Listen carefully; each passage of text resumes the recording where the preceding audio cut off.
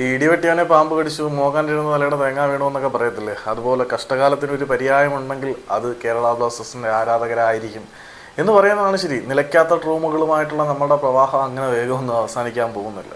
Kerala Blasters പുതുതായി 2 വിദേശ താരങ്ങളെ തങ്ങളുടെ കൂടാരത്തിലേക്ക് കൊണ്ടുവരുന്നു എന്നറിഞ്ഞപ്പോൾ നമ്മൾ ചെറുതായിട്ടെങ്കിലും ഒന്ന് ആനന്ദിച്ചിട്ടുണ്ടായിരിക്കാം. പക്ഷേ ആ സന്തോഷത്തിന് അധികം ആയുസ് ഉണ്ടോ എന്ന് ചോദിച്ചു കഴിഞ്ഞാൽ കുറച്ച് സങ്കടം അനുഭവിച്ച ശേഷം മാത്രമേ നമുക്ക് അതിൻ്റെ സന്തോഷത്തിൻ്റെ മധുരം അനുഭവിക്കാൻ പറ്റത്തുള്ളൂ. കേരള ബ്ലാസ്റ്റേഴ്സ് പുതിയ 2 താരങ്ങളെ കൊണ്ടുവരുന്നുണ്ട്, അത് സത്യമാണ്. പക്ഷേ നമ്മൾ പ്ലേയേഴ്സിനെ രജിസ്റ്റർ ചെയ്യുന്ന സമയത്ത് നിലവിൽ പ്ലേയേഴ്സ് സസ്പെൻഷനോ അങ്ങനെ ഡിസ്മിസലോ എന്തെങ്കിലും ക്യാരി ചെയ്യുന്നുണ്ടെങ്കിൽ അത് അവിടെ നിലനിൽക്കും. കേരള ബ്ലാസ്റ്റേഴ്സിന് 2 താരങ്ങളുണ്ടല്ലോ, ബാർത്തമിയും ട്രിജിലോയും, 2 ആളുകളും സസ്പെൻഷൻ ക്യാരി ചെയ്യുന്നത് കൊണ്ട് തന്നെ പുതുതായി കൊണ്ടുവരുന്ന പ്ലേയേഴ്സിനെ നമുക്ക് ISL രജിസ്റ്റർ ചെയ്യാൻ പറ്റത്തില്ല.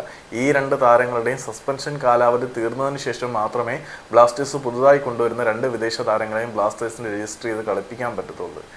കഷ്ടകാലങ്ങൾ ഇങ്ങനെ വിടാതെ പിന്തുടർന്നുകൊണ്ടിരിക്കുകയാണ്. നമ്മൾ പുതിയ താരങ്ങളെ സൈൻ ചെയ്തെന്ന് പറഞ്ഞിട്ട് പോലും അവരെ കളിപ്പിക്കാൻ പറ്റാത്തൊരവസ്ഥ. സസ്പെൻഷൻ കാലാവധി കഴിഞ്ഞാൽ മാത്രമേ നമുക്ക് പുതിയ പ്ലേയേഴ്സിനെ രജിസ്റ്റർ ചെയ്യാനും ഇപ്പോൾ ഉള്ളവരെ ഡീരജിസ്റ്റർ ചെയ്യാനും പറ്റത്തുള്ളൂ.